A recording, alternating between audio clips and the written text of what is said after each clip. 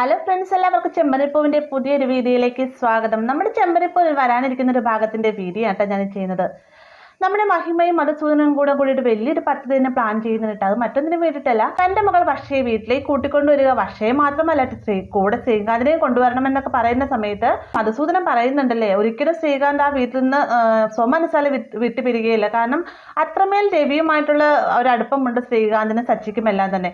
എന്നാൽ മഹിമ പറയുകയാണ്, ആ ഒരു അടുപ്പവും സ്നേഹവും എല്ലാം മറന്നുകൊണ്ട് തന്നെ ശ്രീകാന്ത് നമ്മുടെ വീട്ടിൽ തന്നെ നിൽക്കും. അതിനുള്ള തന്ത്രങ്ങളെല്ലാം തന്നെ ഞാൻ കണ്ടുവച്ചിട്ടുണ്ട്. അതിനുള്ള ഇരയായിട്ട് എന്റെ കയ്യിൽ കിട്ടിയിരിക്കുന്ന സച്ചിയാണ്.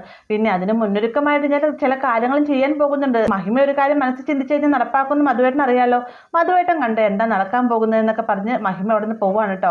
എന്തായാലും തന്റെ മകളും മരുമകനും വീട്ടിൽ വരുമെന്നുള്ള സന്തോഷം തന്നെയാണ് മധു ഉള്ളത്. പിന്നീട് മഹിമ എന്താ ചെയ്യാന്ന് വെച്ച് കഴിഞ്ഞാൽ ചന്ദ്രയെ കാണാനായിട്ട് നേരെ വീട്ടിലേക്ക് ചെല്ലുകയാണ്. എന്നിട്ട് തന്റെ മകളെ താലി പിരിച്ച് മാറ്റി ചടങ്ങ് അത് താൻ ആഗ്രഹിക്കുന്ന പോലെ തന്റെ വീട്ടിൽ വെച്ച് നടത്തണമെന്നാണ് ആഗ്രഹം എന്നൊക്കെ പറയുമ്പോഴത്തേക്കും ചന്ദ്രയ്ക്കും ഭയങ്കര സന്തോഷമാണ്. കാരണം ചന്ദ്രയുടെ കയ്യിൽ നിന്ന് വലിയ മുടക്കുകാശൊന്നും പോകുന്നില്ല. എല്ലാ കാര്യങ്ങളും നമ്മുടെ വർഷയുടെ വീട്ടുകാർ തന്നെ ചെയ്യുന്നു.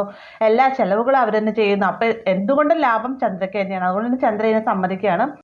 മഹിമ പോകാനിരിക്കുന്ന സമയത്ത് നമ്മുടെ ചന്ദ്ര മഹിമയുടെ ഒരു കാര്യം പറയുന്നുണ്ട്. അത് മറ്റൊന്നുമല്ല, വർഷയുടെ താലി പിരിച്ച് മാറ്റി ചടങ്ങിന് അന്ന് തന്നെ ശ്രുതിയുടെ ഈ ഒരു ചടങ്ങൂടെ നടത്താൻ തനിക്ക് ആഗ്രഹമുണ്ട്. ഇതുവരെ അങ്ങനെ ചടങ്ങ് നടത്താത്തതുകൊണ്ട് തന്നെ ഞാൻ ഈ ഒരു ചടങ്ങ് ഈ കൂട്ടത്തിൽ നടത്തുന്നതുകൊണ്ട് മഹിമയ്ക്ക് എന്തെങ്കിലും ബുദ്ധിമുട്ടുണ്ടോ എന്നൊക്കെ ചോദിക്കുന്ന സമയത്ത് മഹിമ യാതൊരുവിധ ബുദ്ധിമുട്ടും പറയുന്നില്ല. അങ്ങനെ അന്നേ ദിവസം തന്നെയാണ് നമ്മുടെ ശ്രുതിയുടെയും വർഷയുടെയും താലി പിരിച്ച് മാറ്റി ചടങ്ങ് നിശ്ചയിക്കുന്നത്. ഇത് നമ്മുടെ ശ്രുതി അറിയുന്നിടത്ത് ശ്രുതി ആകെ ഷോക്കാവുണ്ട്. കാരണം ഒന്നാമതേ കടത്തിൽ മുങ്ങിയിരിക്കുകയാണ്. ഇനിയിപ്പോൾ ഇങ്ങനെ ചടങ്ങോടെ നടത്തുമ്പോൾ വമ്പൻ ചെലവ് തന്നെയായിരിക്കും. കയ്യിൽ നിന്ന് പൈസ പോകുക മാത്രമല്ല, അത് പിന്നെ ശ്രുതിക്ക് എവിടെ നിന്നും കടം മേടിക്കാം. പക്ഷെ തൻ്റെ മലേഷ്യയിലുള്ള അച്ഛനെ കൊണ്ടുവരാനായിട്ട് തീർച്ചയായിട്ടും ആൻറ്റി പറയുമെന്ന് നമ്മുടെ ശ്രുതിക്ക് അറിയാം. അതുകൊണ്ട് തന്നെ നമ്മുടെ ചന്ദ്ര ഈ ഒരു വിഷയം പറയുന്ന സമയത്ത് ശ്രുതി പരമാവധി അച്ഛൻ ഇവിടെയില്ല, ബിസിനസിന്റെ കാര്യത്തിനൊക്കെ ആയിട്ട് പോയിരിക്കുകയാണെന്നൊക്കെ പറഞ്ഞുകൊണ്ട് ഒഴിഞ്ഞു മാറാൻ ശ്രമിക്കുന്നുണ്ടെങ്കിലും ചന്ദ്ര പറയുകയാണ്, എന്ത് ബിസിനസ്, നിന്നോട് എപ്പോൾ ചോദിച്ചാലും അച്ഛൻ ഇവിടെ ഇല്ല, ബിസിനസ്സിന് പോയേക്കാണെന്നൊക്കെയാണ് പറയുന്നത്.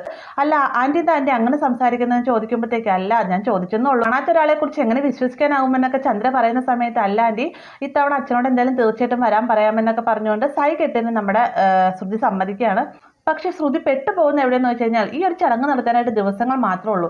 ആ ഒരു ദിവസത്തിനുള്ളിൽ ആര് തനിക്ക് പണം തരും? നമ്മുടെ മീരയുടെ ആയിട്ട് പണം ചോദിക്കുന്നുണ്ടെങ്കിലും മീരയുടെ കയ്യിൽ അത്രയും പണം ഉണ്ടാവില്ല എന്ന് ശ്രുതിക്ക് നന്നായിട്ട് അറിയാം. അതുകൊണ്ട് തന്നെ ശ്രുതി വേഗം തന്നെ ചെയ്യുന്നത് നാട്ടിലുള്ള തൻ്റെ അമ്മയെ വിളിക്കാണ്ട് അമ്മയെ വിളിച്ചിട്ട് അമ്മയുടെ കയ്യിൽ പണമുണ്ടോ എന്നൊക്കെ ചോദിക്കുന്ന സമയത്ത് വിമലാൻറ്റി എന്തിനാണെന്നൊക്കെ ചോദിക്കുന്നുണ്ട്. അപ്പോൾ തൻ്റെ താലി പിരിച്ച ചടങ്ങിൻ്റെ കാര്യങ്ങളൊക്കെ എല്ലാം തന്നെ ശ്രുതി പറയുന്ന സമയത്ത്, നിന്റെ കല്യാണമോ കാണാൻ ഞങ്ങൾക്ക് പറ്റിയില്ല, ഈ ഒരു ചടങ്ങിനെങ്കിലും ഞങ്ങൾ വരട്ടെ എന്നൊക്കെ ചോദിക്കുന്ന സമയത്ത്, അമ്മയ്ക്ക് ഞാൻ നല്ല രീതിയിൽ ജീവിക്കുന്നത് കണ്ടിട്ട് സഹിക്കുന്നില്ലേ, എൻ്റെ ജീവിതം ആദ്യമേ തന്നെ നശിച്ചു പോയതാണ്, ഇനിയിപ്പോൾ രണ്ടാമത് ഈ ഒരു ജീവിതത്തോടെ നശിക്കാനായിട്ട് അമ്മ ആഗ്രഹിക്കുന്നുണ്ടോ എന്നൊക്കെ നമ്മുടെ ശ്രുതി ചോദിക്കുന്ന സമയത്ത്, ഇല്ല മോളെ ഞാൻ വെറുതെ ചോദിച്ചെന്നുള്ളൂ, എൻ്റെ ഒരു ആഗ്രഹം കൊണ്ട് ഞാൻ ചോദിച്ചാണ്, അതെന്തായാലും വിട്ടേക്ക്, ഞങ്ങൾ എന്തായാലും വരാൻ പോണില്ല, നീ ഇപ്പം എന്തിനാ വിളിച്ചതെന്ന് നമ്മുടെ വിമലാൻറ്റി ചോദിക്കുന്നുണ്ട് കേട്ടോ. വേഗം തന്നെ ശ്രുതി പറയുകയാണ്, എനിക്ക് കുറച്ച് പണത്തിൻ്റെ ആവശ്യമുണ്ടാകും, അമ്മയുടെ കയ്യിൽ പണം ഉണ്ടാവും എന്ന് ചോദിക്കുമ്പോഴത്തേക്കും, എൻ്റെ കയ്യിൽ എവിടെ നിന്ന് മോളെ പണം പറയുമ്പോഴത്തേക്കും നമ്മുടെ ശ്രുതിയുടെ മുഖം വേഗം തന്നെ മാറുക കേട്ടോ. നേരിട്ട് കണ്ടില്ല എന്നാണെങ്കിൽ തൻ്റെ മകളുടെ മനസ്സൊന്ന് പിടഞ്ഞു കഴിഞ്ഞാൽ ഏതൊരു അമ്മയ്ക്ക് അത് അറിയാൻ പറ്റൂലേ.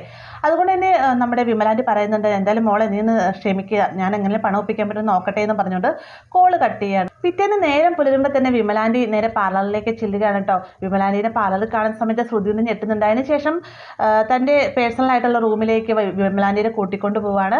ഈ ഒരു സമയത്ത് ഫ്രണ്ട് സ്റ്റാഫായി നിൽക്കുന്ന നിത്യയോടായിട്ട് വേറെ ആരെയും അകത്തേക്ക് കയറ്റി വിടരുന്നത് താക്കീത് നൽകിയിട്ട് ശ്രുതി വിമലാൻറ്റിയെ കൂട്ടിക്കൊണ്ട് അകത്തേക്ക് പോകുന്നു. അകത്തേക്ക് ചെന്നതിന് ശേഷം വിമലാൻറ്റി തൻ്റെ കയ്യിൽ നിന്ന് കുറച്ചധികം പണം എടുത്ത് ശ്രുതിയുടെ കയ്യിലേക്ക് കൊടുക്കുന്ന സമയത്ത്, ഇത് എവിടെ നമ്മൾ ഇത്രയും പണമെന്ന് നമ്മുടെ ശ്രുതി ചോദിക്കുകയാണ്. ഇതൊന്നുമല്ല, നിന്റെ ആദ്യത്തെ കല്യാണത്തിന് കിട്ടിയിരുന്ന താലിമാലയാണ്, അത് ഞാൻ വിറ്റു, അതിൻ്റെ ഒരു പണമാണ് ഇതെന്നൊക്കെ പറയുമ്പോഴത്തേക്കും ശ്രുതി പെട്ടെന്ന് തന്നെ വിമലാൻറ്റിയോട് പറയുകയാണ്, ഞാൻ മറക്കാൻ ഉദ്ദേശിച്ച കാര്യമാണ് അമ്മ ഇപ്പോൾ ഓർമ്മിപ്പിച്ചത്, എന്തായാലും ഈ ഒരു സാധനം കൊണ്ട് ഇങ്ങനൊരു ഗുണം ഉണ്ടായല്ലോ എന്നൊക്കെ ശ്രുതി പറഞ്ഞുകൊണ്ട് നിൽക്കുന്ന സമയത്താണ് ചന്ദ്ര ബ്യൂട്ടി പാർലറിലേക്ക് വരുന്നത് കേട്ടോ.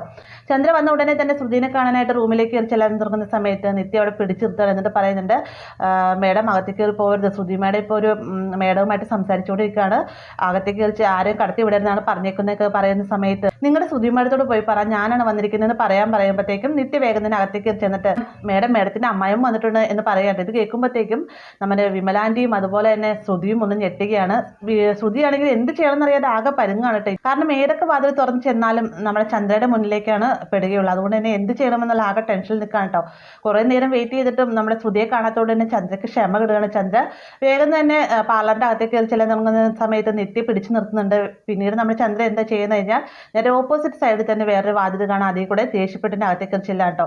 എന്നാൽ ഈ ഒരു സമയം സമയത്ത് നമ്മുടെ ശ്രുതി ഒരു അതിബുദ്ധി കാണിക്കുന്നത് അത് മറ്റൊന്നുമല്ല, വിമലയെ ഫേഷ്യലൊക്കെ ചെയ്ത് കണ്ണിൻ്റെ മുകളിൽ ചെറിയ വെള്ളരിക്കയുടെ കഷ്ണമൊക്കെ വെച്ച് വിമലയാണെന്ന് പോലും തിരിച്ചറിയാൻ അറിയില്ലാത്ത രീതിക്ക് ഫേഷ്യലൊക്കെ ചെയ്ത് വെച്ചിരിക്കുകയാണ് കേട്ടോ. ചന്ദ്രയുടെ വരവ് കാണുമ്പോൾ തന്നെ നമ്മുടെ ശ്രുതി ചോദിക്കുന്നുണ്ട്, ആ ആൻറ്റി ആണെന്നോ, ഞാനൊരു വേറെ ആരായിരിക്കും എന്ന് വിചാരിച്ചാണ് ഇപ്പോൾ വരണ്ടായെന്ന് പറഞ്ഞത്, ആൻറ്റി എന്ന് ഇങ്ങോട്ടേക്കെന്നൊക്കെ ചോദിക്കുമ്പോഴത്തേക്കും ഒന്നുമില്ല, ഞാൻ വെറുതെ വന്നു എന്നുള്ളൂ, എന്തായി അച്ഛനോട് പറഞ്ഞില്ലേ താലി പിരിച്ച് മാറ്റിച്ചടങ്ങിൻ്റെ കാര്യങ്ങളെല്ലാം പറഞ്ഞില്ല, അച്ഛൻ വരികയില്ലേ എന്നൊക്കെ ചോദിക്കുമ്പോഴത്തേക്കും അച്ഛൻ വരുന്നുണ്ട്, അതിന് മാത്രമല്ല ഈ ഒരു ചടങ്ങിന് വേണ്ടിയിട്ട് കുറച്ച് പണവും അച്ഛനെ അയച്ചു തന്നു, ഞാൻ ആ പണം എടുത്തിട്ടുണ്ടെന്ന് പറഞ്ഞുകൊണ്ട് വിമല കൊണ്ടു തന്ന പണം ചന്ദ്രയുടെ കയ്യിലേക്ക് കൊടുക്കാം കേട്ടോ.